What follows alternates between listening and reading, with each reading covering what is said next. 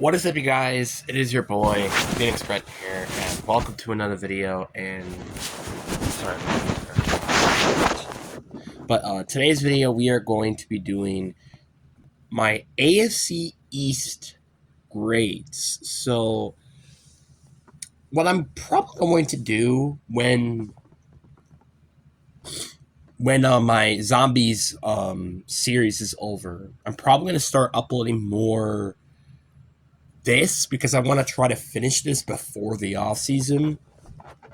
Before free agency officially hits the market. So you might potentially see me do like two teams in one video or something like that. I don't know. Actually, maybe not actually. I don't know. Because I only have the West left after this. So who knows? Maybe I might actually be able to finish this during the off before the free agency market happens. But I am just really excited for free agency because, it's probably not going to be anything insane with not a lot of big free agents. But with like all the trade rumors and stuff, it would be kind of interesting to see how that's going to play out and stuff like that. But anyways, like a subscriber on the road to getting to 700 subscribers. But anyways, let's get into the video. And first team we're going to talk about is New York Jets. It's astounding to me that if anybody believes this team doesn't deserve anything, that's not an F. Seriously, you went 3-14. My expectations weren't particularly high. It's going to be kind of like similarly with the Raiders, but come on, we were expecting you guys to be a little bit better than this. Justin Fields got benched. Aaron Glenn should have been fired. It's like they traded basically their entire team during the second half of the season. It's absurd. I don't even have to look at the schedule because, do I really have to? I don't care if you have a 3-14 record. That's almost an F sentence, really. It's basically an F sentence. So I don't even really have to look at their schedule to tell you that they deserve an F. Just give me the record, and I would have already told you they were an F.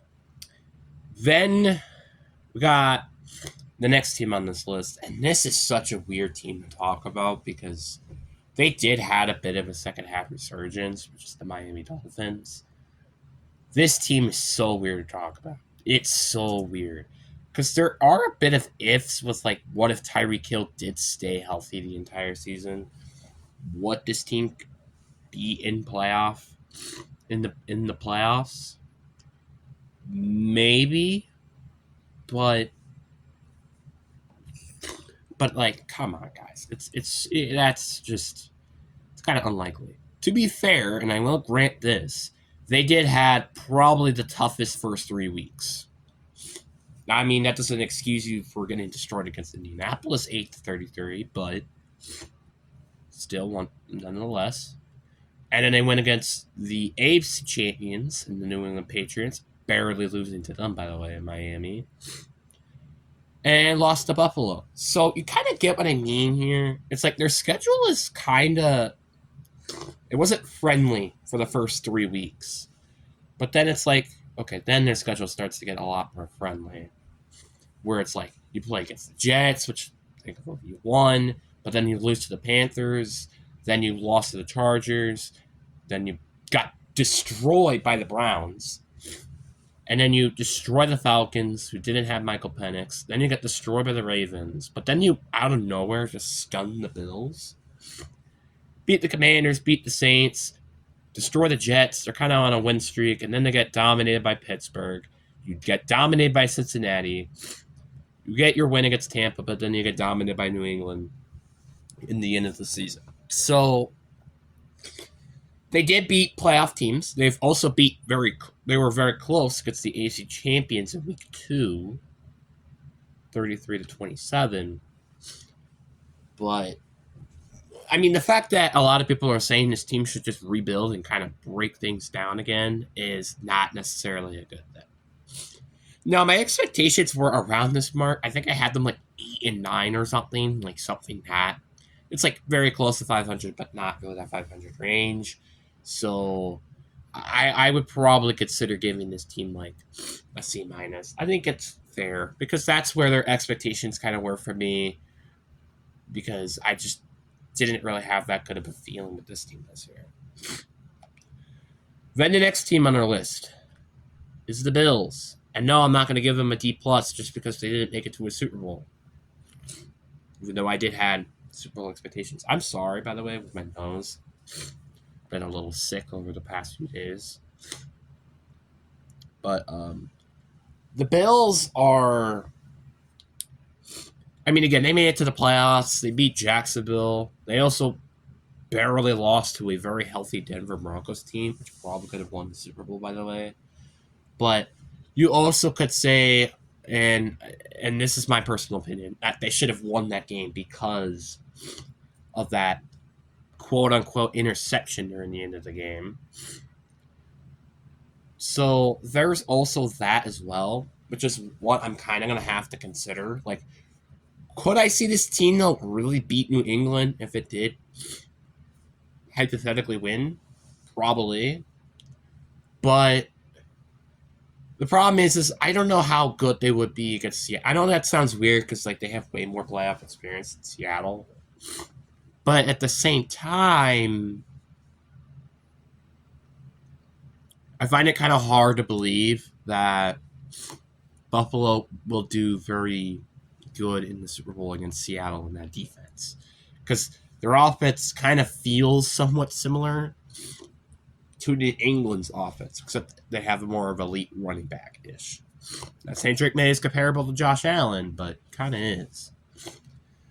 But I feel like they did have a very good season. Yes, they didn't win their division, but they went 12-5, which is good enough as this. Yes, I had them going like 16-1, which I don't know why I had them going 16-1. I think that's the only game I had them losing, which they actually won that game, was... Oh, wait, no, they actually lost that game. It was on the road against the New England Patriots. That was the one game I had them actually losing. And they actually did lose that game, funny enough. But overall, I will give this team I'm going to give this team... I'll give it an A minus. I think an A minus is very fair. Because this team... Yeah, didn't surpass my expectations. In fact, they were kind of significantly, somewhat, below my expectations. But once again, still made it to the playoffs. They won a playoff game. I really don't think there's much to say. So I'll give them an A minus. But it is kind of unfortunate, or around this A minus to A range again, basically. And then the last team on the list is the Patriots. Now, I don't even think an A plus comprehends what this team did this season. Like, which is why I think this will be the only team that genuinely deserves an A plus plus. Now, what do I mean by an A plus plus? It just means they basically got above 100% score. You know, like sometimes people get like extra credit and they like have like 101, 102 score. That's kind of what I mean by an A plus plus. Yeah, did they not win the Super Bowl? Yes. Did they get destroyed in the Super Bowl? Kinda. But you can't tell me that this isn't insane from what they had last year. You just simply can't. This team had an incredible season. And I just can't believe that they had this successful of a year. It did start off very sluggish, though. Like, for example, you lost to Las Vegas, which is one of the worst teams in the league, by the way. Actually, the worst team. Then you lost to Miami. Well, you barely beat Miami. Then you lost to Pittsburgh. But then it's like things started to kind of change a little bit. Actually, never mind. They actually didn't beat them at home. The Bills. Sorry about that. I got that wrong. They actually beat them on the road. So my bad on that part. Then you have, like, they kind of go on a dominant streak where they win, like, 1, 2, 3, 4, 5, 6, 7. 8, 9 games in a row, and then they lose, and then they win out for the rest of the year, and they end up getting the 2 seed. But yes, did they kind of have an easy schedule? Yeah, we could probably say so. I would say really outside of the Bills, they didn't really go against any legitimate competition throughout their entire schedule, which is not really necessarily a good thing. And I do think they kind of got lucky with their playoffs, obviously. Like Denver not having Bo Nix, I think, is one. Houston, CJ Stroud throwing 4 interceptions. LA not having their starting tackles. Like, they kind of had some luck while you look at like Seahawks schedule, right? Look at the Seahawks side of things. They did actually genuinely had a rough schedule and not a particularly easy road to the Super Bowl. I mean, the Niners was kind of easy. I will admit to that. But like going against the Rams, which were some people's favorites to winning the Super Bowl, is not very easy. Like, and that's why I said, and I said this to myself, and I don't remember if I said this on camera or anything, but I did say the Rams and Seahawks was the Super Bowl because I just didn't think any team in the AFC could win, and well, that did turn out to happen. So. But overall, I mean, I'm not going to discredit them. They had one of the biggest turnarounds of all time, and the fact they still have Drake May on a rookie scale contract, he's extremely young. This team is overall pretty young. I feel like this team has a very, very good chance to go into the Super Bowl again. It's just, one, can they fix their offense? I'd say. Their defense, although they did allow, 29 points, I think it was? I don't entirely blame it on New England's defense. It was kind of the offense and making those turnovers during the late part of the game. So I think if they had a better offense, they probably would have genuinely won the Super Bowl. But that's my personal opinion. But anyways, guys, I really do hope you guys enjoyed this video. Peace.